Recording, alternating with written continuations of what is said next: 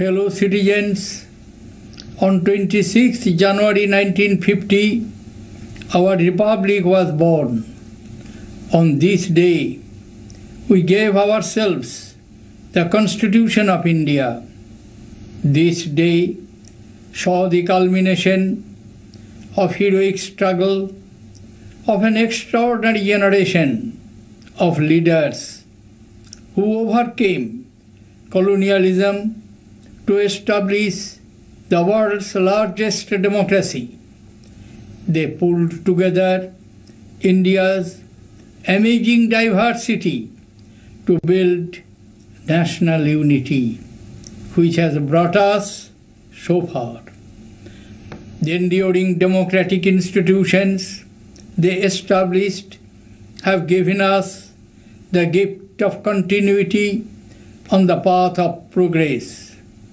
India today is a rising power, a country fast emerging as a global leader in science, technology, innovation, and startups, and whose economic success is the envy of the world.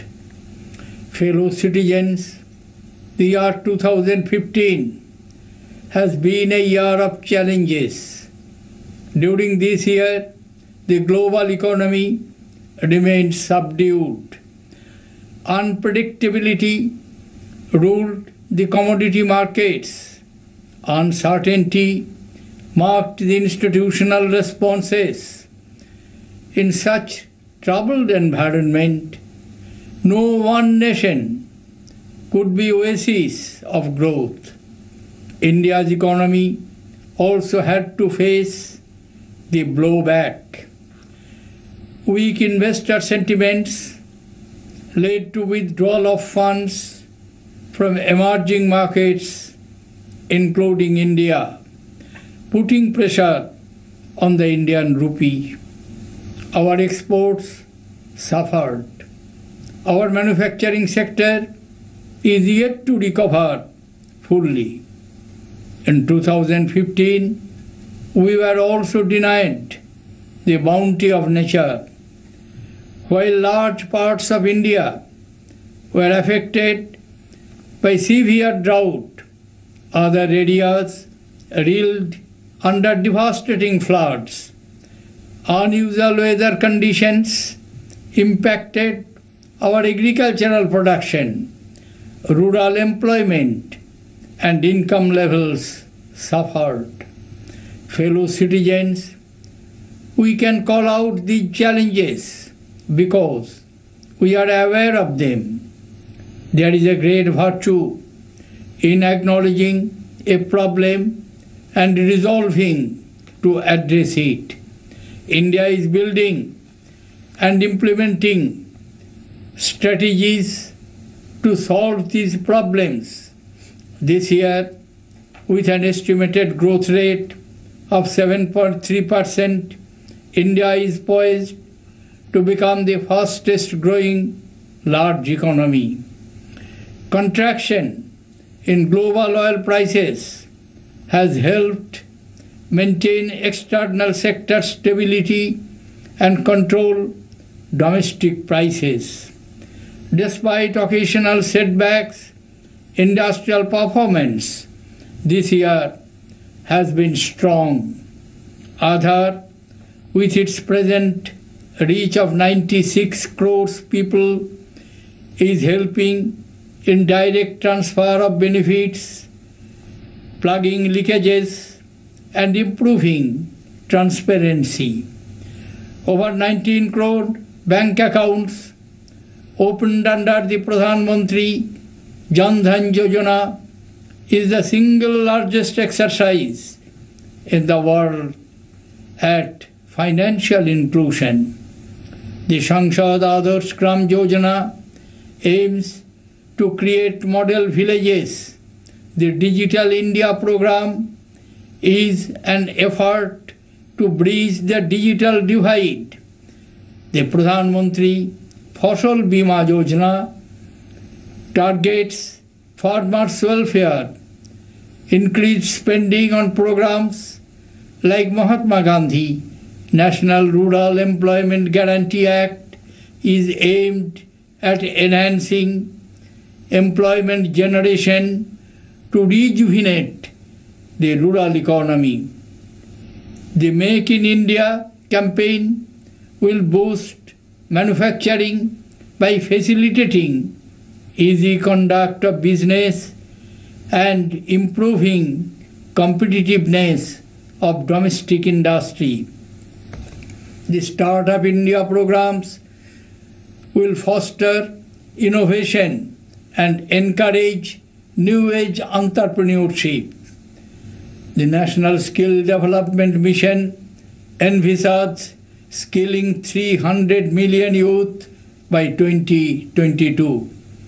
There will be amongst us occasional doubters and baiters. Let us continue to complain, to demand, to rebel.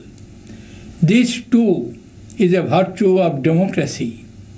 But let us also applaud what our democracy has achieved with investments in infrastructure, manufacturing, health, education, science, and technology. We are positioning ourselves well for achieving a higher growth rate, which will, in the next 10 to 15 years, help us eliminate poverty. Fellow citizens, reverence for the past is one of the essential ingredients of nationalism. Our finest inheritance, the institutions of democracy, ensure to all citizens justice, equality, and gender and economic equity. When grim instances of violence hit at these established values, which are at the core of our nationhood, it is time to take note. We must guard ourselves against the forces of violence, intolerance, and unreason. Fellow citizens, for revitalizing the forces of growth, we need reforms and progressive legislation.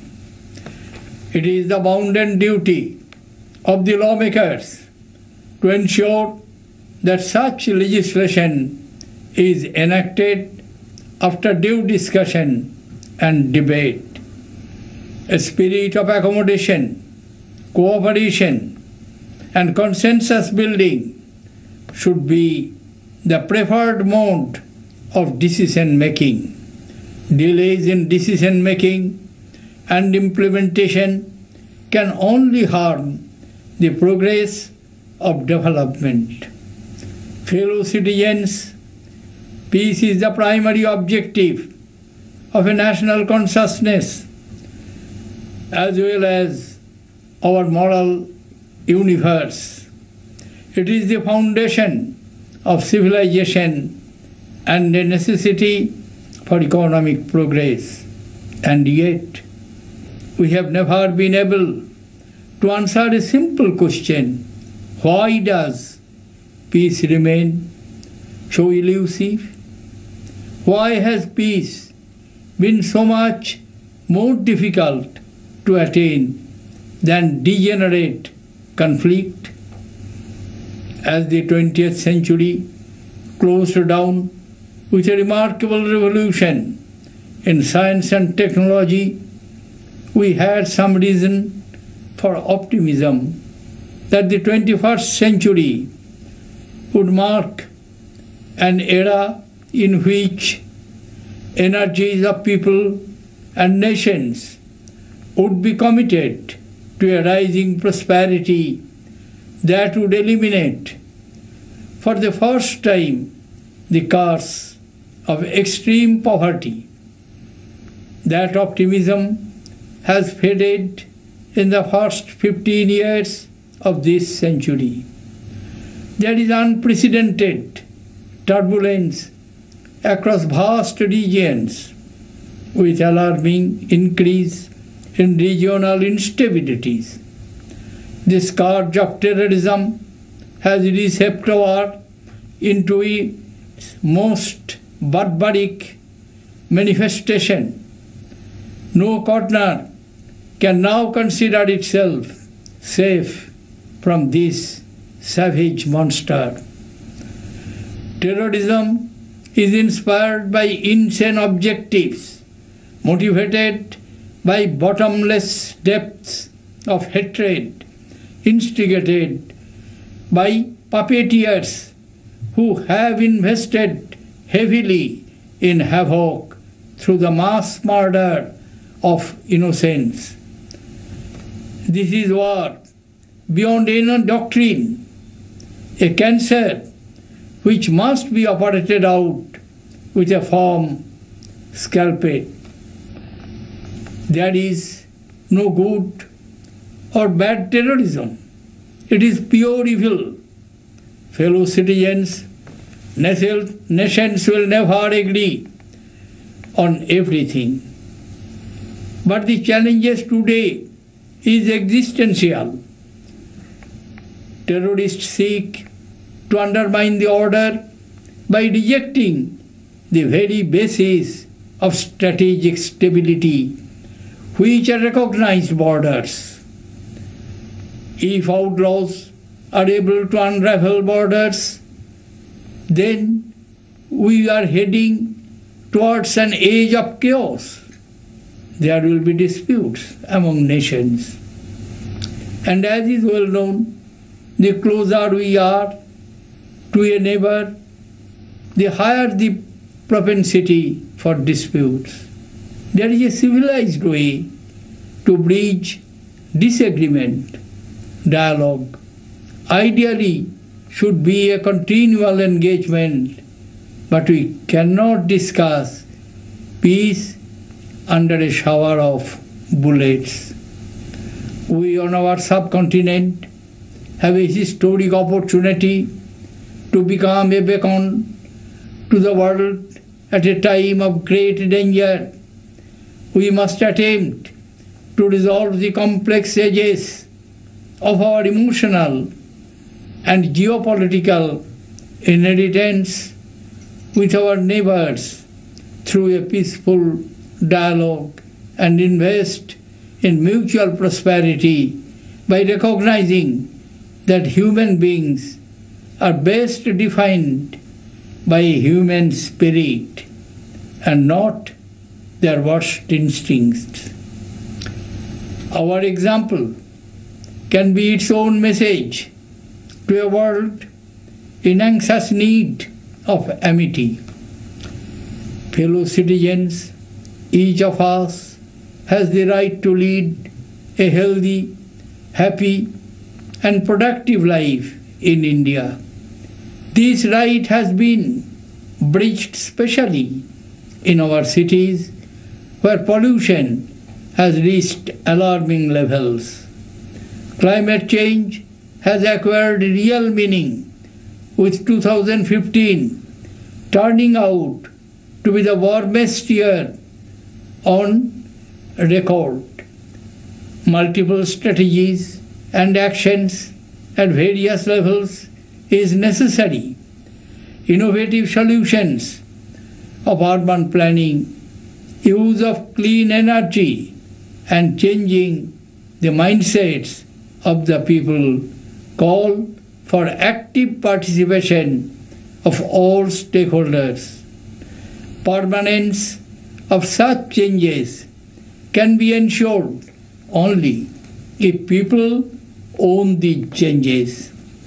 Fellow citizens, love for one's motherland is the basis of all progress. Education, with its enlightening effect, leads to human progress and prosperity. It helps us develop forces of spirit which can revive lost hopes and ignored values. Dr. Sarvapalli Radhakrishnan had said, and I quote, "End product of education should be a free, creative man who can battle against historical circumstances and adversities of nature." Unquote. The advent of the fourth industrial revolution demands that this free and creative man should also be able to master the velocity of change, to absorb disruptions which are getting embedded in the systems and societies. An ecosystem that fosters critical thinking and makes teaching intellectually stimulating is necessary. It must inspire scholarship and encourage unfettered respect for knowledge and teachers. It must instill a spirit of reverence towards women that will guide social conduct of an individual throughout his life. It must breed a culture of deep thought and create an environment of contemplation and inner peace.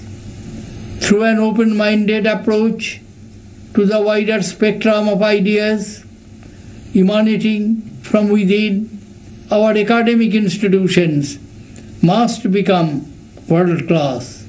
A beginning has already been made with 2 Indian institutes of higher education finding place in the top 200s in the international rankings. Fellow citizens, the generational change has happened.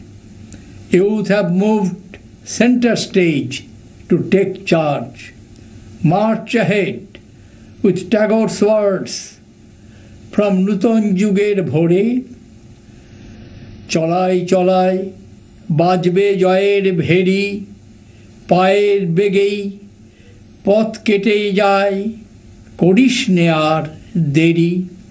Move ahead, the roll of drums, announce your triumphal march with feet of glory. You shall cut out your own path. Delay not, delay not. A new age dawns. Thank you. Jai Hind.